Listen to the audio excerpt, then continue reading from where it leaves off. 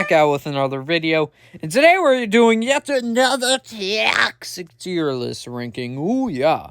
And today we're going to be doing a tier list ranking of all the Backlash 2025 matches, and we will be ranking them from the worst to the best. But before we get sexual, beginning of the video, guys, don't forget to subscribe to the channel because more absolutely free number 2 also maybe up the YouTube algorithm recommended, and more people maybe they could join the toxic fam. And do feel free to comment your list down below. But with that being said, guys, we're going to as well. I was supposed to do this tier list ranking like a few weeks ago, but I was actually in Orlando, so and visited a couple theme parks. So hopefully y'all understand. But we're doing it today, and to make up for no tier list from next week, I should be doing one this week, I think. So stay tuned for that. But before we get into the ranking, here are the tiers. So we have best of the best, which means they were a perfect match. I loved that match so much.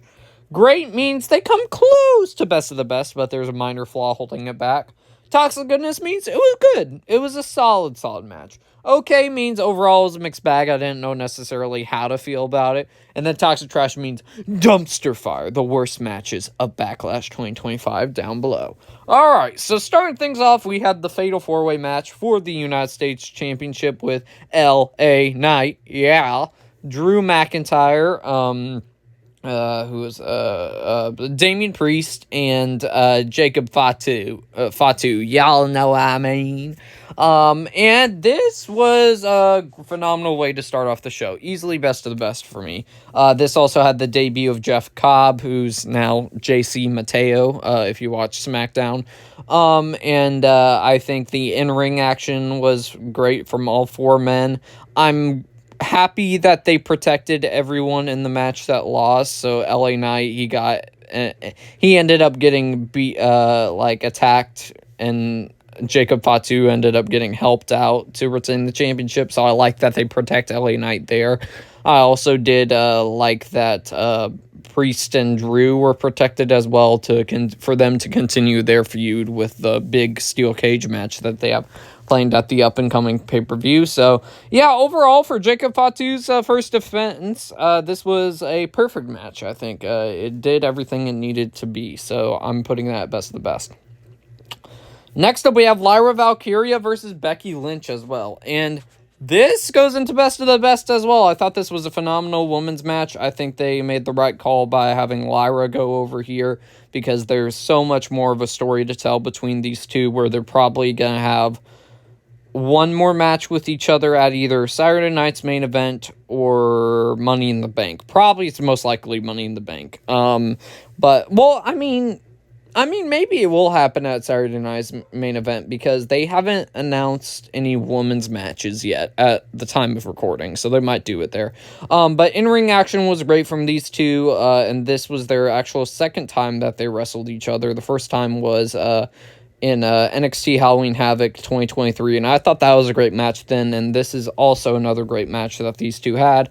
I was happy that Lyra went over here, and I'm glad that she won off a roll-up to protect Becky a little bit since she just recently came back.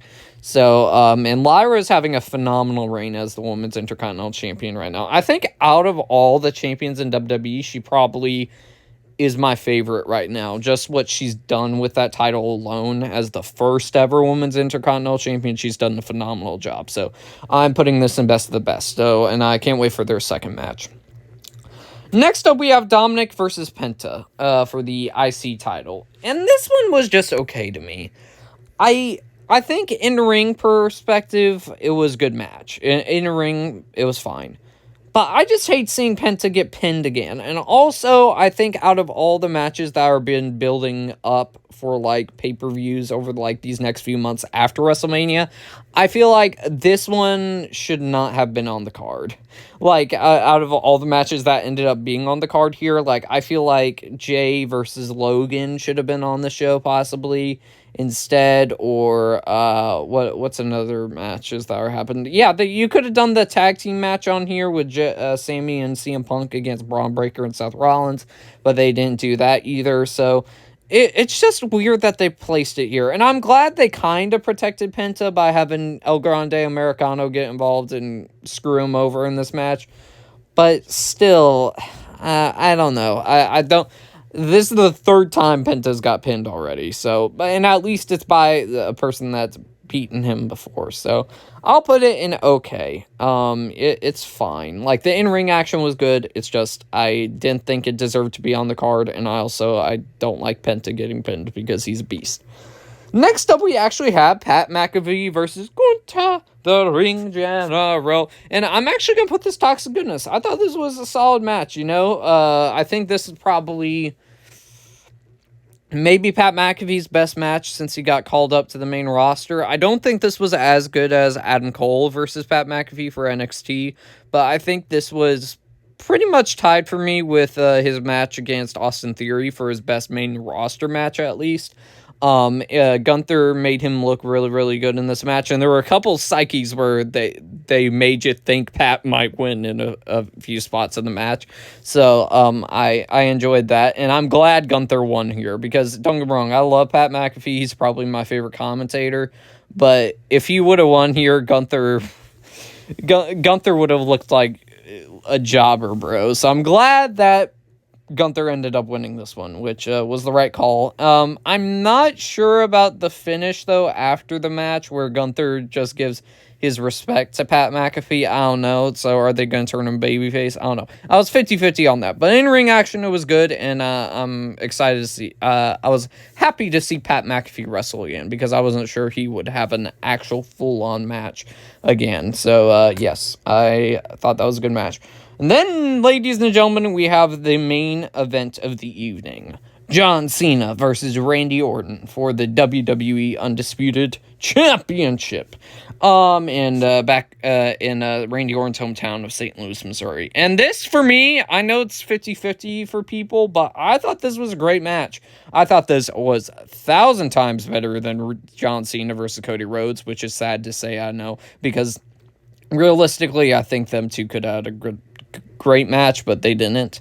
But as for this match, it just continues to prove that Cena and Randy have continuous chemistry with one another with whatever match they have. And in this one, I think, honestly, it might be in my top 5 favorite matches of theirs. I don't know. I'd have to think, because, like, there's the Hell in a Cell match they had in 2009. There's the Iron Man match they had in 2009. There's also... yeah, this is probably in my top 5 matches of theirs. I thought it was really good. And they knew the backlash of Cody versus Cena, where it was very, very slow, very, very boring. So they decided to give more of a faster-paced match. It's not fast, but they didn't make it as slow as the other match, and they made it a finisher fest, which... I usually don't like finisher fests because it doesn't protect the finisher, but these two have kicked out of their finishers many, many times before, so seeing them do it again, I didn't mind, because, I think it definitely helped elevate the match a little bit. Finish, I'm mixed on, because R-Truth getting involved, I think, certainly was a little dumb to have Randy lose there. I would have wished... My issue is I wish Cena won off the AA instead of hitting him with the championship again, because I think you should protect your finisher a little bit more, but other than that, it set up Cena versus Truth at Saturday night's main event, which I have very low expectations for that match, but then again, maybe it could be actually quite decent, because this one was decent, and there was a decent story going into that one compared to these last 2 matches. But anyways, still thought it was a great match between these two, and I have a very brief feeling that they're not done. I think they're going to do this match maybe 2 more times this year, where Randy's going to be the one to dethrone John Cena, even though people are thinking it's going to be Cody, which I realistically think it's probably going to be Cody too, but I want it to be Randy. So, hopefully this isn't their last match together, because, certainly...